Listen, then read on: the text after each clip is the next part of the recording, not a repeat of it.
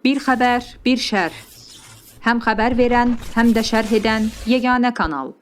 Fərqliliyimiz gücümüzdür. Abunə olun ki, fərqlilik görəsiniz.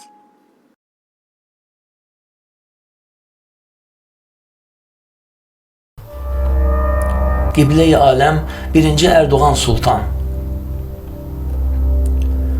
Cahan lideri, böyük hökmdar 1. Tayyip Erdoğan qərar verib ki, müxalifətin lideri Əkrəm İmamoğlu'nun boynu vurulsun. Daha doğrusu, mərhəmətli olduğu üçün onun boynunun yox, diplomunun vurulmasına qərar verib. İmamoğlu və tərəfdarları şokdan ayılmamış, padşah bu dəfə onun azadlığının vurulmasına qərar verib. Deyib ki, sən azadlıqda dinc qala bilmirsən. İstanbul'un meri olduğun halda ya şərqdə, ya qərbdə peyda olursan. Gündə bir miting keçirib, cəmaatı yoldan çıxarırsan. Mən bu qoca yaşımda belə tempi qaldıra bilmirəm. Odur ki, gəl, biraz sənə əl gəzdirim. Beləcə, 16 milyonluq nəhəng İstanbul şəhərinin seçilmiş rəhbəri həbs olunub. Əslində, indiyə qədər Erdoğan'ın özünün diplomu barədə ciddi şübhələr var idi və bir çox ekspertlər onun ali təhsilsiz olduğunu deyirdilər. İndi isə Erdoğan ədaləti ilə olsa gərək, rəqibini diplomdan məhrum etməklə şərtləri necə deyərlər eşitlədi. Ancaq bir məsələ var ki, aralarında 20 ilə qədər yaş fərqi mövcuddur. Biri orta yaşlı, o birisi isə ahıl yaşlıdır. Bax, bunu eşitləmək üçün gərək Əkrəm bəy uzun illər həbsdə qalıb qocalsın. Erdoğan üçün bu nədir ki? O, bütün ölkəni 22 ildir ki, eşitləməklə məşğuldur. Amma və lakin Türkiyədə baş verən bu əcaib hadisələrə bizim cəmiyyətin reaksiyası bəlkə də hadisələrin özündən də əcaibdir. İndiyə qədər Erdoğan'ı Türk dünyasının lideri, xalqın sevimlisi adlandıran müdrik cəmaatımız əməlli başlı girinc vəziyyətə düşüb. Xalqın sevimlisi hansısa bir siyasətçini niyə durduğu yerdə həbs edib millətdən gizlədir ki, Türk dünyasının lideri niyə Türk xalqının etirazlarına qarşı polisə arxalanır ki? Cəmiyyətimizin düşdüyü situasiya deyəsən Türkiyənin durumundan daha qəlizdir. Amma yox, bəzi dahi şərhçilərimiz vəziyyətdən çıxış yolu tapıblar. Onlar artıq İmamoğlu'na ABŞ-nin qərbin adamı, agent damğası yapışdırıblar.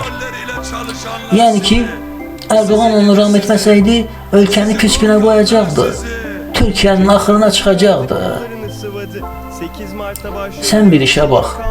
16 milyon İstanbullunun ardıcıl ikinci dəfə seçdiyi və 6 ildir ki, ölkənin ən böyük şəhərini idarə edən bir adam anidən terrorist olur, korrupsioner, fırıldaqçı çıxır və faktiki olaraq xalqın iradəsi qəsb olunur. Etiraz edən yüz minlər isə polis gücünə dağıdılır. Ölkə bir gündə azı 5 il geriyə gedir. Milli valyuta çökür. Amma sən demə ki, Erdoğan bütün bunları ölkənin yaxşılığı üçün edir. Yəni Erdoğan ölkəni geriyə atmasaydı, onsuz da bunu İmamoğlu edəcəkdi. Dağıtmaqdırsa, qoy elə özümüzünki dağıtsın. Ona halaldır, ona qurbandır hər şey. Əhsən belə məntiqə. Necə deyərlər, hər vəziyyətdən çıxış yolu var. Erdoğan fanatı olub, sonra da pazor olmağın altından da qalxmaq mümkündür. Rəisin Azərbaycanlı fanatlarına da bunu bacardıqları üçün eşq olsun. Milli fanatlarımız elə Erdoğan'ın özü kimi əməlli başlı terminator imişlər. Zarafatsız, Erdoğanın bircə seçkiləri ləğv edib özünü sultan elan etməsi qalmışdı. Buraya qədər hər şeyi etmişdi. Əslində onun hələ prezidentliyə başlayarkən 100 milyonlarca dollara başa gələn 1150 otaqlı saray tikdirməsindən bəlli idi ki, bu işin axırı padişahlığa gedir. Onun edə bilmədiyi yeganə şey seçkiləri ləğv etmək idi. Artıq ölkənin ən böyük şəhərinin seçkisini ləğv etməsi və üstəlik də özünə hər cür səlahiyyəti verməsi, hətta müxalifət partiyasına rəhbər qoymaq səlahiyyətini verməsi o deməkdir ki, Türkiyədə seçki də tarixə qovuşur. Artıq ölkədə hər bir şeyə padişah qərar verəcək. Necə deyərlər, yeni Osmanlıya xoş gəldiniz. Qiblə-i aləm 1. Erdoğan Sultana eşq olsun. Amma bizdən deməsi, Sultan sabah elə bir fərman çıxara bilər, elə bir qərar verə bilər ki, onun hamıdan axıra qalan Terminator kimi yenilməz Azərbaycanlı fanatları da yerli dibli göylərə sovrula bilər.